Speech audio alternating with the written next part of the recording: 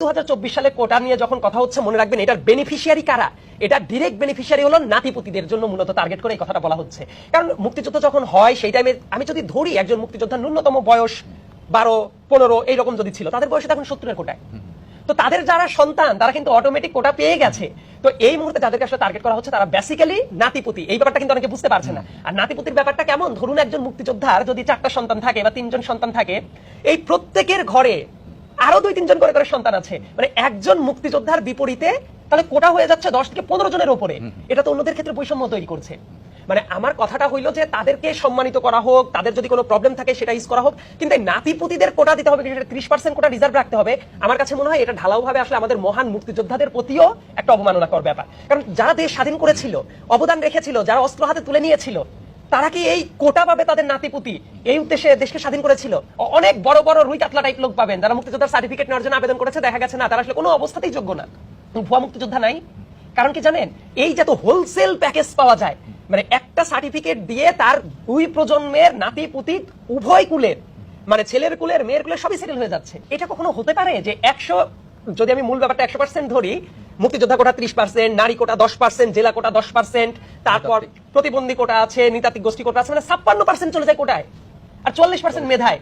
এটা একটা দেশের কখনো যৌক্তিক কোনো সিস্টেম হইতে পারে না। 2018 সালে যখন প্রথমবার কোটা সংস্কার আন্দোলন হয়, আমি নিজেও তখন বিশ্ববিদ্যালয়ের স্টুডেন্ট ছিলাম। আমাদের আন্দোলনেরও ভাষ্য কিন্তু ছিল আমরা কোটা সংস্কার চাই, আমরা কিন্তু 100% বাতিল চাইনি। তো বর্তমানেও আসলে যারা দেখলাম যারা আন্দোলন করছে তাদেরও কিন্তু ভাষ্য এটা, তারা কি চায়, তারা সংস্কার চায়। মানে যৌক্তিকভাবে সেটাকে সংস্কার করে এমন জায়গায় নিয়ে আসা হোক যাতে মেধার অবমূল্যায়ন না হয়। এবং আরেকটা ফ্যাক্ট আছে, আমাদের দেশে একটা কোটা যে ব্যাপারটা নিয়ে আসলে কেউই খুব একটা কথাবার্তা বলে না। তো আমি রিসেন্টলি এই ব্যাপারটা নিয়ে আমি ভিডিও কন্টেন্ট বানিয়েছিলাম। একটা কোটা মানুষ কতবার ব্যবহার করবে খেয়াল করে দেখেন। একজন ভদ্রলোক সে এই কোটাটা দিয়ে ইউনিভার্সিটিতে ভর্তির টাইমে ইউজ করছে, সরকারি চাকরি পাওয়ার ক্ষেত্রে ইউজ করছে, তার প্রমোশনের ক্ষেত্রে ইউজ করছে। তার মানে সে কি বারবার করে সে অনগ্রসর জাতিগোষ্ঠী? এই কোটাটার ইউজ যদি হতেও হয় তাহলে ওই যে ফার্স্ট জেনারেশন জন্য সেটা কিভাবে ইউজ হতে পারতো, যে একটা কোটা মানুষ একবারই ব্যবহার করতে পারবে। ধরুন মিস্টার এক্স, সে যদি তার বিশ্ববিদ্যালয়ে ভর্তির টাইমে কোটাটা ইউজ করতো, সে আর এই কোটাটা চাকরির ক্ষেত্রে ব্যবহার করতে পারবে না, প্রমোশনের ক্ষেত্রে ব্যবহার করতে পারবে না, এমনকি তার পরিবারের অন্য কেউ ব্যবহার করতে পারবে না। কিন্তু এই কোটাটা তো মানে একের পর এক একই কোটা মাল্টিপল টাইমস ব্যবহার করা হচ্ছে। আবার একটা পরিবারের একটা ছেলেকে ধরেন যখন কোটাটা দেওয়া হলো, ওই পরিবারকে তো অ্যাজ এ হোল আপনি মূল স্রোতে নিয়ে আসলেন।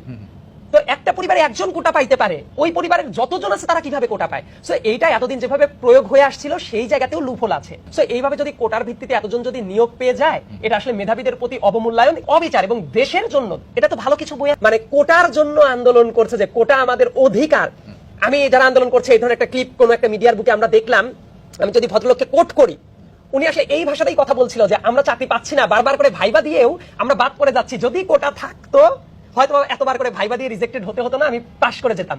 আবার খুবই আফসোস হয়েছে এই কথাটা শুনে যে আপনি নিজের যোগ্যতা বলে চাকরি পাওয়ার প্রতি আপনার বিশ্বাস নাই। আপনি এইটা বলছেন যে আমি 5 বার করে ভাইবা দিয়েছি, চাকরি পাই নাই, আমি কোটা পাইলে চাকরিটা পাইতাম। আপনি ওই টাইমে নিজের স্কিল ডেভেলপ করেন নাই কেন? আপনি নিজের মেধা দিয়ে তো আপনি যোগ্যতা প্রমাণ করতে পারতেন। অনেক মুক্তিযোদ্ধাদের সন্তান সেটা করেছে। আপনি বলেন তো বাংলাদেশে এমন অনেক মুক্তিযোদ্ধার সন্তানরা আছে না কোটা ছাড়া অনেক ভালো করেছে, এমন নজির বহু আছে।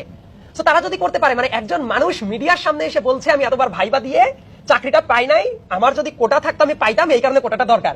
এটা তো আমার মনে হয় যে সে সামগ্রিক ভাবে যারা এটার প্রতি এন্টাইটেল, সবার সামনে একটা হাস্যকর একটা লজিক নিয়ে উপস্থিত হইল। তবে অন্যরা যে জায়গায় কেউ কেউ বলার চেষ্টা করে যে 100% মেধার ভিত্তিতে নিয়োগ হওয়া দরকার, এই জায়গায় আমার সামান্য একটা রিজার্ভেশন আছে। সেই রিজার্ভেশনটা হলো বর্তমান প্রেক্ষাপট যেটা আছে, এই প্রেক্ষাপট বিবেচনা করে সর্বোচ্চ 5% কোটা সেটা থাকতে পারে, কিন্তু সেই কোটাটা হওয়া উচিত কাদের জন্য? অবশ্যই যে প্রতিবন্ধী কেউ আছে কিংবা পাহাড়ি যারা আছে, মানে ক্ষুদ্র নৃগোষ্ঠী যারা আছে তাদের জন্য। এর বাইরে অন্য কারো জন্য আসলে কোনো টাইপ কোনো কোটা থাকা উচিত না। তো আমার ক্যাপাসিটিতে যেটা আসে যে সর্বোচ্চ এই দুইটা বিশেষ ক্ষেত্রে 5% কোটা থাকতে পারে, কিন্তু অন্য কোনো ক্ষেত্রেই, কোনো সরকারি চাকরির ক্ষেত্রেই কোনো কোটা থাকা উচিত না।